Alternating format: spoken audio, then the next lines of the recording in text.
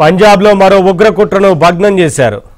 ASI Pak grenade మాడ్యూల్ను పోలీసులు ఛేదించారు. 10 మందిని అరెస్టు చేశారు. మలేషియాలో ఉన్న 3 ఆపరేటర్ల ద్వారా పాకిస్తాన్కు చెందిన హ్యాండ్లర్లతో సంప్రదింపులు చేస్తున్నట్లు గుర్తించారు.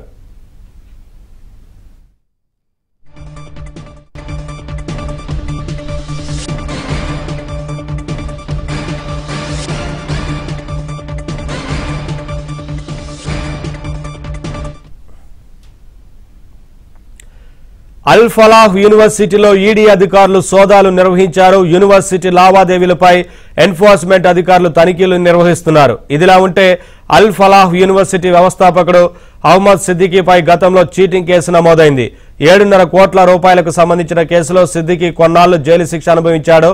మరోవైపు ఢిల్లీలో పేలుడు తర్వాత ఎన్ఐఏ అధికారులు ఫలాహ్ యూనివర్సిటీలో సోదాలు చేశారు. డాక్టర్ షాహీన్ కారు యూనివర్సిటీలో స్వాధీనం చేసుకోవడంతో ఇంకా ఏమైనా పేలుడు పదార్థాలు ఉన్నాయా అన్న కోణంలో పోలీసులు దర్యాప్తు చేస్తున్నారు.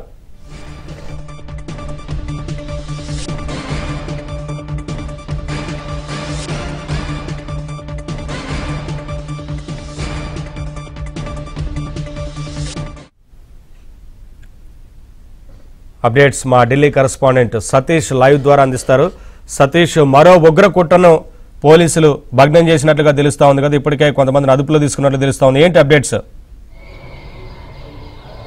ఎస్ నవీన్, పంజాబ్లో భారీ ఉగ్ర కుట్రకు ప్లాన్ చేశారు. దాన్ని పోలీసులు భగ్నం చేశారని చెప్పాల్సి ఉంటుంది. పంజాబ్ డీజీపీ అధికారికంగా ట్విట్టర్ వేదికగా కూడా ఈ అంశాన్ని వెల్లడించడం జరిగింది. ఇక పంజాబ్లో గ్రానైట్ దాడులకు పాల్పడిన వారిని లుధియానా పోలీసులు అరెస్ట్ చేయడం జరిగింది. ఇక ఐఎస్ఐ పాకిస్తాన్ మద్దతుగా ఉన్న గ్రానైట్ దాడి మాడ్యూల్ను పోలీసులు ఛేదించారు. 10 మంది నిందితుల్ని పోలీసులు అరెస్ట్ చేయడం జరిగింది. ఇక 10 మందిలో దాదాపు మాడ్యూలర్తోనే అత్యంత సన్నిహిత సంబంధాలు ఉన్నట్టుగా కూడా వారు పూర్తిగా కూడా పోలీసులు ధృవీకరించడం జరిగింది. ఇక మలేషియాలో ఉన్న 3 ఆపరేటర్ల ద్వారా పాక్ ఆధారిత హ్యాండ్లర్ల సంప్రదింపులు జరిపి హ్యాండ్ గ్రెనేడ్లను సేకరించడంతో పాటు వారు ఇక్కడికి తిరిగి పంజాబ్కు డెలివరీ చేసే అంశాలపైన కూడా వారి మధ్య సంభాషణ జరగడం కావచ్చు, వారు పాక్ హ్యాండర్లతో నిత్యం సంప్రదింపులో ఉన్నట్టు కూడా స్పష్టంగా పంజాబ్ డీజీపీ అధికారికంగా వెల్లడించింది. మొత్తం 10 మందిని ఇప్పటివరకు అరెస్ట్ చేశారు. ఆ 10 మందికి సంబంధించిన విచారణ పెద్ద ఎత్తున కొనసాగుతుందని చెప్పాల్సి ఉంటుంది. మరోవైపు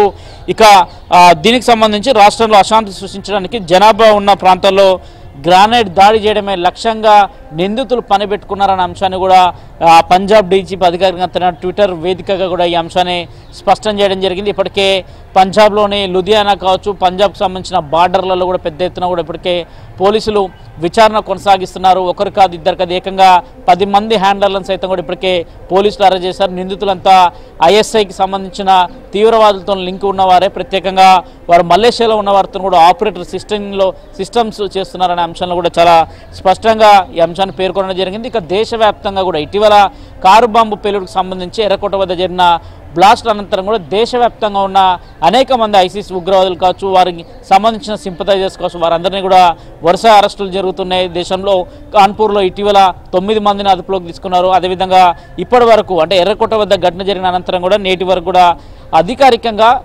18 నుంచి 20 మందిని ఇప్పటివరకు అదుపులోకి తీసుకున్నారు. తాజాగా షాహీన్కి సంబంధించి ఎక్కడైతే ఫరీదాబాద్కి సంబంధించిన మెడికల్ కాలేజ్కి సంబంధించి అల్ ఫలాహ్ మెడికల్ కాలేజ్కి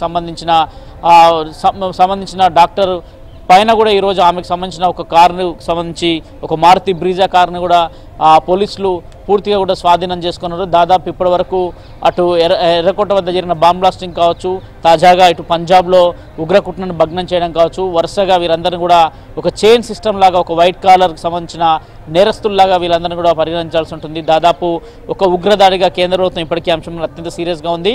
మధ్యాహ్నం కూడా కేంద్ర హోంమంత్రి అమిత్ షా సైతం కూడా ఐబీ డైరెక్టర్లతో కావచ్చు, అదేవిధంగా ఈడీ డైరెక్టర్లతోనే, అదేవిధంగా నిఘా వర్గాలకు సంబంధించిన అధికారులందరితో కూడా సుదీర్ఘంగా సమావేశం నిర్వహించారు.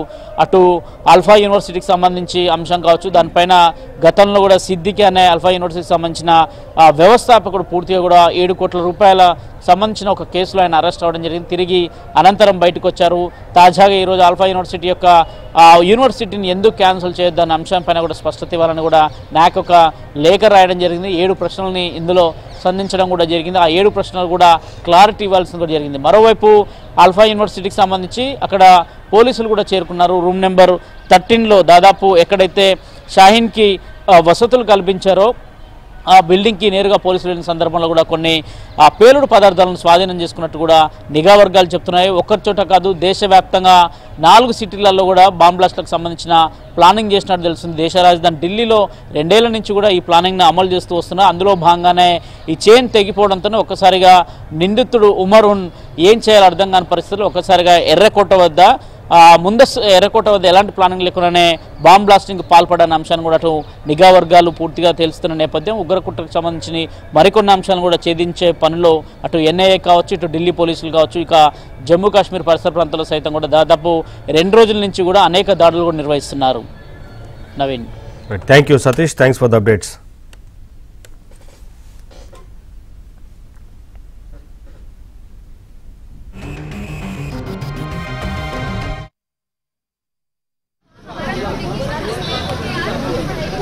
बोलते